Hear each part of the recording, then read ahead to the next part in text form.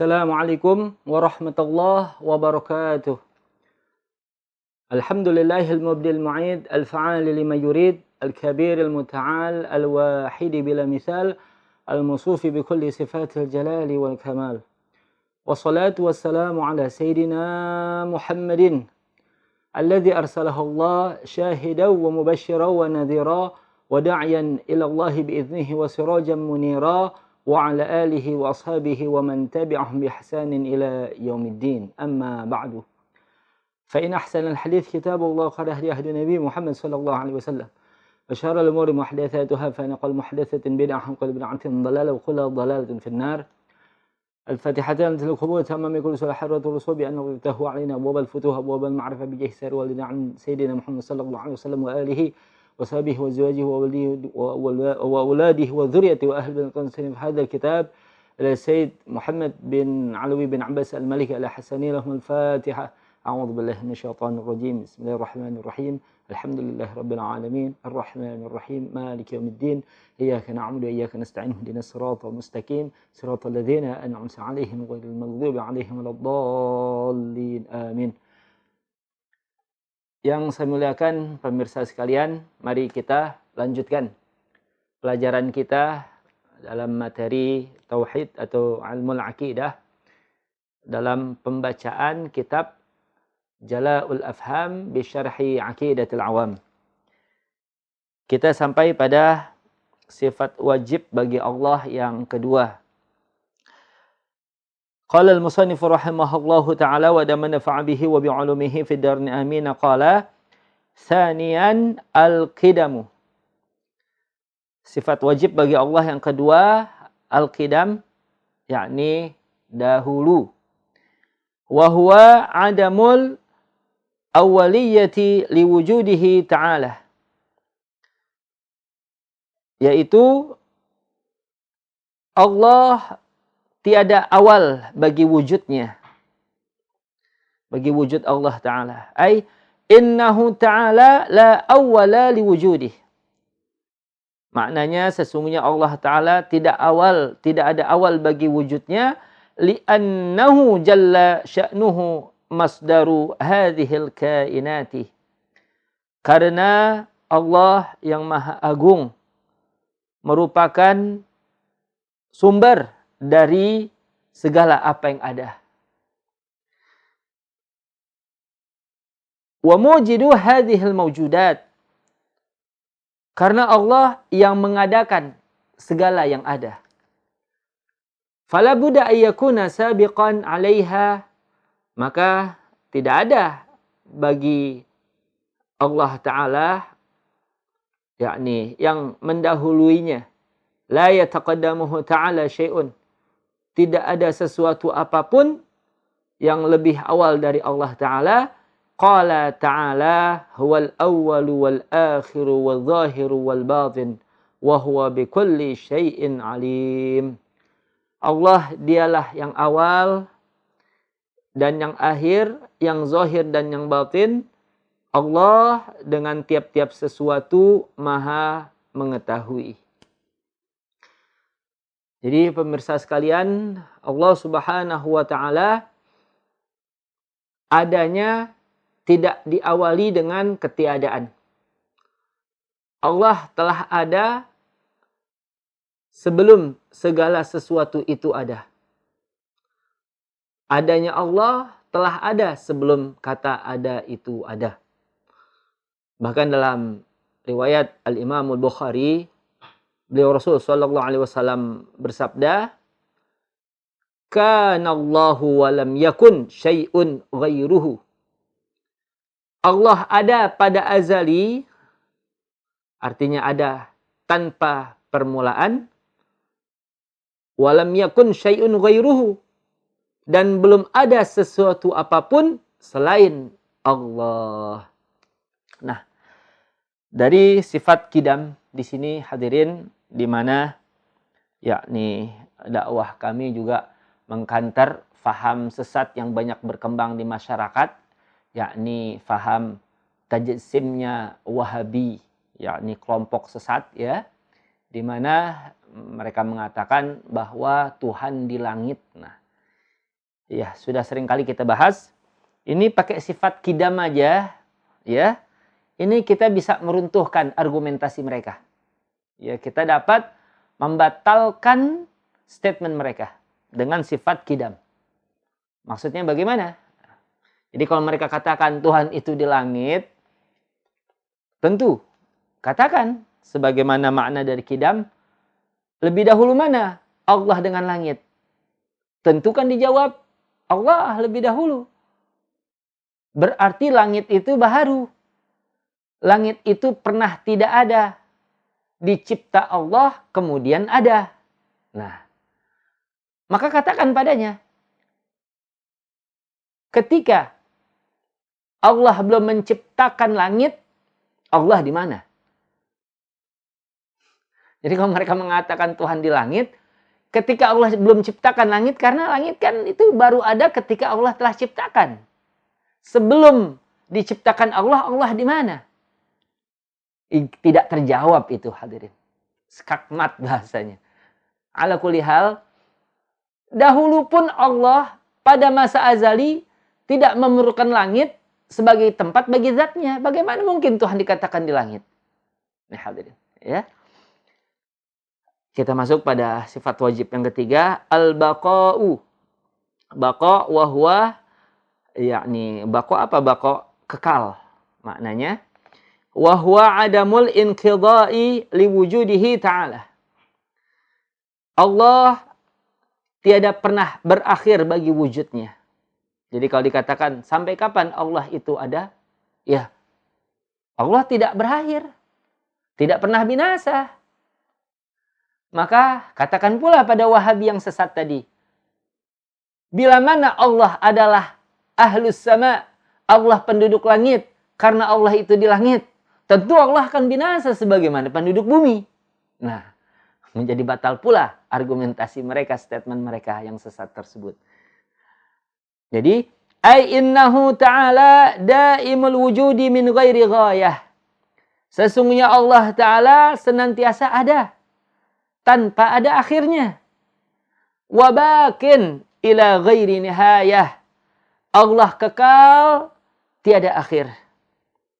Qala Ta'ala, berfirman Allah Ta'ala, kullu man 'alaiha fan. Ya, tiap-tiap sesuatu, siapa saja itu 'alaiha fan, akan mengalami kebinasaan. Wa yabqa wajhu rabbika dzul jalali wal ikram. Dan kekal zat Tuhanmu yang memiliki keagungan dan kemuliaan. Jadi disebut pula di sini hadirin, wa yabqa wajhu rabbika, di mana kaum ahlu sunnah memahami makna wajhu rabbika, wajah dalam makna zat. Wahabi yang mengklaim mereka tawasud, ya, katanya tawasud, berarti mereka di tengah-tengah antara ta'til dan tamtsil, itu bohong pemirsa. Ya, justru mereka ambil separuh faham dari ta'til dan ambil separuh faham dari tamtsil. Maksudnya apa? Kalau disebut wa yabqa wajhu rabbika, tetap kekal wajah Tuhanmu. Nah, jadi dibilang, jadi Tuhan itu ada punya wajah, tapi wajahnya berbeda dengan makhluknya. Ini paham dari mana ini, ngarang ini. Ya. Jadi kalau dibilang Tuhan punya wajah, nah berarti tamtsil itu. Ya. Tapi wajahnya tidak sebagaimana makhluk, wajah yang suci bagi zatnya. Nah, berarti ta'til. Jadi separuh tamtsil, separuh ta'til. Dusta mereka, ya. Jadi jangan diikuti. Tolong diperhatikan itu, sesat ya. Kembali kepada ahlu sunnah wal jamaah hadirin. Ya, jangan ikut-ikutan. Maka pada muktamar ulama sedunia ahlu sunnah di CES-nya 2015, Wahabi, Salafi itu dikeluarkan. Dikeluarkan dari kelompok ahlu sunnah wal jamaah. Ini hadirin. Karena memang sudah jauh sekali faham mereka dengan kita ahlu sunnah. Yang mereka mengkafir-kafirkan orang yang ziarah kubur, yang bertawasul, yang bertabaruk, ya, Jadi mereka memang betul-betul sudah di luar dari lingkup Ahlus Sunnah wal Jamaah. Nah, jadi wajah di sini kita sebut dan tetap kekal zat Tuhanmu. Ya. Atau wajhu rabbika, udah serahkan makna wajhu rabbika, yakni sebagaimana yang suci bagi zat Allah Subhanahu wa taala. Selesai. Kalau salaf yang asli ya, bukan salaf Wahabi, salaf yang betul-betul mereka hidup ya dari zaman sahabat sampai 300 Hijriah, itu ya mereka mengembalikan maknanya sepenuhnya kepada Allah, tafwid. Adapun khalaf, wajah itu diartikan bisa zat atau bisa pula keridhaan. Ya, wajah bisa maknanya adalah keridhaan. Jadi kalau kita katakan li wajhil karim, untuk keridhaan Allah yang mulia. Jadi ibadah untuk mencapai keridhaan Allah. Demikian. Nah, kalau antum mengatakan ada nggak padanannya satu tasawur gitu. Kalau dalam bahasa kita ada. Jadi kalau kita bilang, saya datang nggak dikasih muka saya. Apa maknanya? Kita datang nggak dikasih muka, maknanya tuan rumah tidak ridho sama kita, tidak senang dengan kita. Nah ini. Jadi wajah bisa bermakna yakni keridhaan. Jangan diartikan wajah. Ya. Nah, wa qala ta'ala, berfirman Allah Ta'ala, kullu syai'in halikun illa wajhah. Segala sesuatu binasa, pasti binasa, kecuali zat Allah. Kecuali Allah, ya. Zat Allah, lahul hukmu wa ilaihi turja'un. Baginyalah, ya, baginyalah segala penentuan. Dan hanya kepada Allah lah kalian bakal dikembalikan. Ya, hadirin.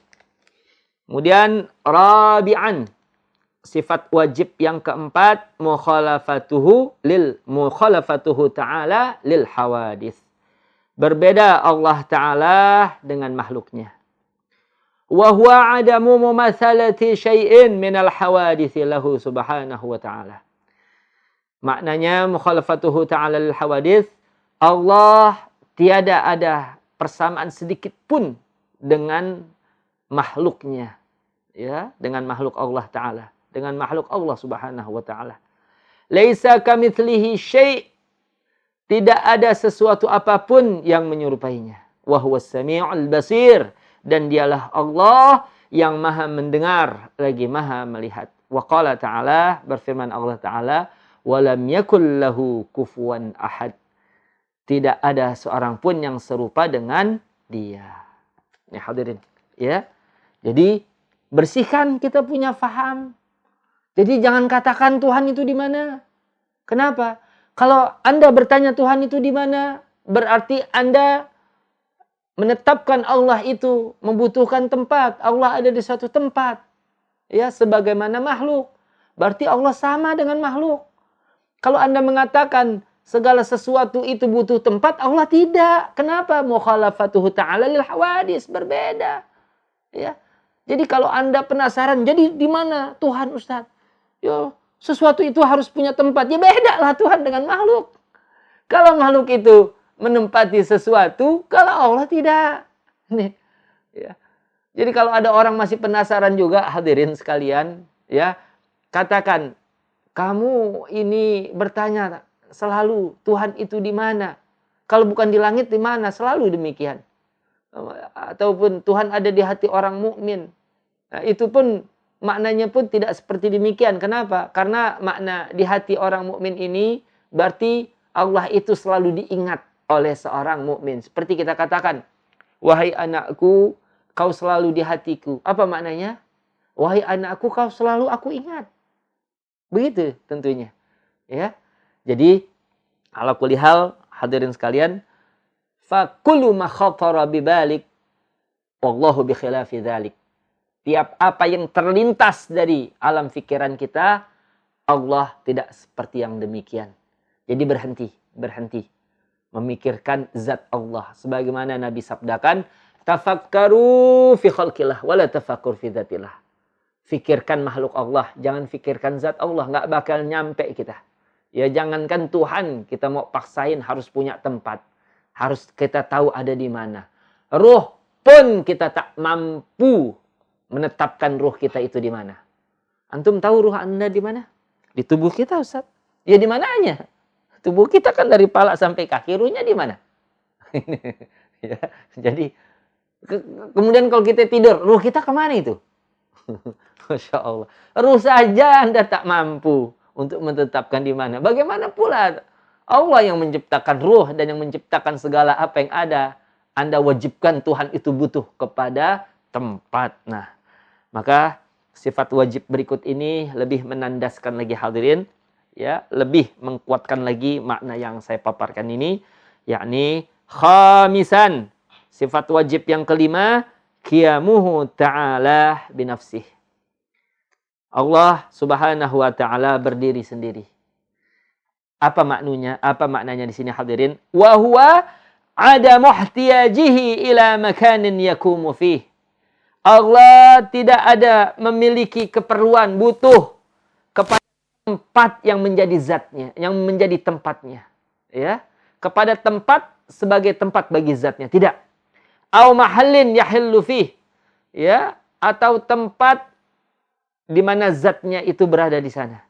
Au mujidin yujiduhu, atau tidak pula memerlukan pencipta untuk menciptakannya. Jadi Allah itu nggak membutuhkan pencipta. Kalau Allah butuh pada pencipta, dan penciptanya Allah butuh lagi pada penciptanya, pencipta lagi, terus nggak bisa habis sendiri. Ya, jadi Allah yang maha pencipta. Segala sesuatu yang ada, Allah lah yang mencipta. Allah tidak memerlukan tempat, karena tempat itu makhluk, dan Allah tidak butuh kepada makhluk.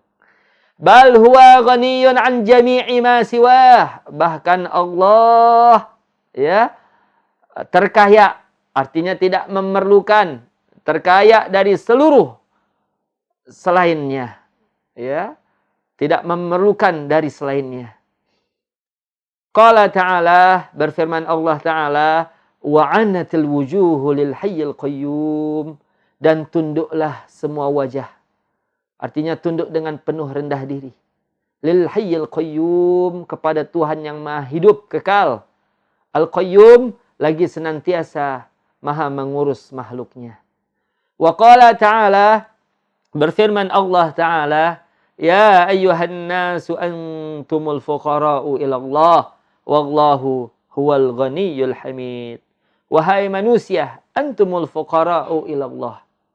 Kalianlah yang memerlukan Allah. Kalian ini fakir. Kalian butuh Allah. Kalian butuh Allah. Hadirin, disebut An-Nas hanya manusia yang disebutkan dalam ayat ini. Kenapa? Padahal seluruh makhluk butuh Allah. Karena memang manusia ini lebih banyak kebutuhannya kepada Allah dari makhluk yang lain. Masya Allah. Ya. Coba aja. Kita ingat-ingat kalau kita dari lahir, itu yang menjaga kita. Ketika di dalam kandungan, ya, itu selemah-lemahnya makhluk, kita hanya dapat bergantung di dinding rahim. Ya, Allah Ta'ala jadikan kokoh itu dinding rahim. Di mana sampai kita keluar dari rahim ibu kita, Allah sedikit-sedikit Allah bukakan pendengaran kita, penglihatan kita. Ini kita butuh sekali. Ya, lambat laun mulailah kita diberi pengetahuan sedikit demi sedikit ini dan itu. Lambat laun terus dibeli harta. Ya, sehingga kita menjadi seperti inilah adanya. Nah, kita butuh sekali pada Allah. Ya, jadi Allah lah yang memberikan segala apa yang ada. Jadi hadirin, ketika kita memahami lautan, Allah yang ciptakan. Ikan yang ada di laut, Allah pula yang mengadakan. Badan sehat sehingga dapat melaut, Allah pula yang memberikan. Ilham yang berikan Allah kepada kita sehingga kita dapat membuat perahu, Allah pula yang mengkaruniakan. Ketika panen ikan pun kita dapati, berlimpah hasil laut kita miliki. Kita terima kasihnya menyerok kidul. Na'udzubillah min dzalika Allah. Ini hadirin, Allah semua yang mengadakan. Pujilah Allah, bersyukurlah kepada Allah. Wallahu huwal ghaniyul hamid. Dan Allah dialah yang maha kaya lagi maha terpuji. Wa qala ta'ala, berfirman Allah Ta'ala, innallaha laghaniyyun 'anil 'alamin. Sesungguhnya Allah benar-benar maha kaya. Artinya Allah tidak memerlukan sesuatu 'anil 'alamin, dari alam semesta. Kitalah yang butuh pada Allah, bukan Allah yang butuh pada kita. Ya. Karena mulai dari zaman Nabi Adam, seandainya dari zaman Nabi Adam sampai akhir zaman, manusianya, bangsa jinnya, semua bertakwa dengan ketakwaan setinggi-tingginya, semua bertakwa. Ya, beriman bertakwa, tidak ada yang bermaksiat, tidak ada yang durhaka pada Allah. Allah, ya, hadirin, Allah yakni tetap maha kaya. Ya. Allah tidak membutuhkan daripada kita punya hamba. Allah tidak membutuhkan daripada kita punya ibadah. Ini hadirin sekalian.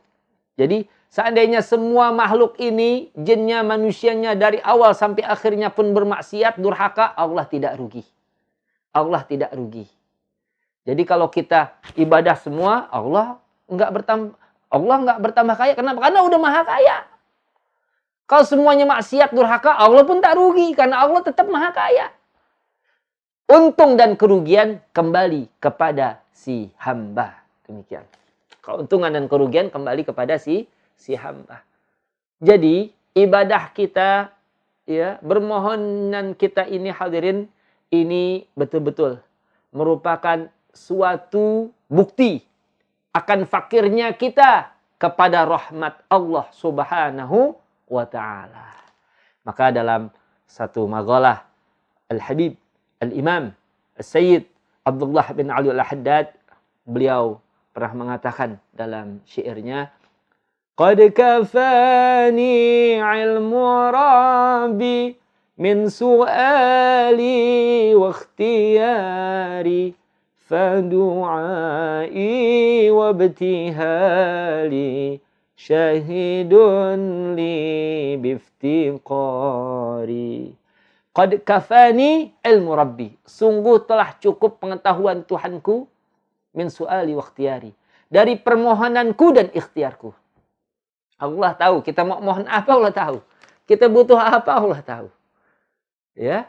Jadi ketika kita ke kantor, ke tempat kerja kita, ke pasar, ya, atau kita yakni segala ikhtiar usaha doa kita mohonkan, ini untuk menunjukkan fakirnya kita kepada Allah. Fadu'ai wabtihali, maka doa dan rintihan hatiku, syahidun li, merupakan saksi, menjadi saksi bagiku, biftikari, akan butuhnya aku kepada rahmat Tuhanku. Demikian hadirin sekalian, ya. Jadi inilah yang dapat kita bahas tentang sifat wajib bagi Allah sampai sifat yang kelima ini, qiyamuhu ta'ala binafsih.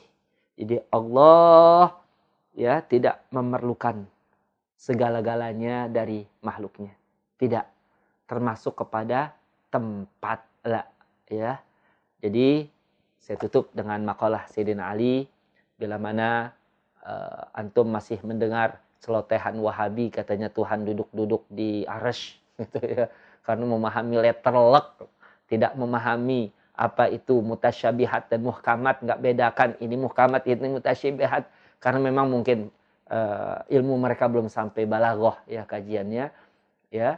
Jadi yakni Sayyidina Ali pernah menjelaskan, innallaha khalaqal arsya idharan liqudratihi wa lam yattakhidhu makanan lidzatihi. Sesungguhnya Allah menciptakan arsy itu untuk menunjukkan keagungannya, kekuasaannya. Bukan menjadikan arsy menjadi tempat bagi zatnya. La, tidak. Jadi menciptakan arsy untuk menunjukkan kebesarannya, keagungannya. Nah, demikian ini hadirin sekalian apa yang dapat kita bahas. Wallahu a'lam bissawab. In uridu illal islah mastata'tu wa ma taufiqi illa billah alaihi tawakkaltu wa ilaihi unib. Hadanallahu wa iyyakum ajma'in. Wassalamualaikum warahmatullahi wabarakatuh.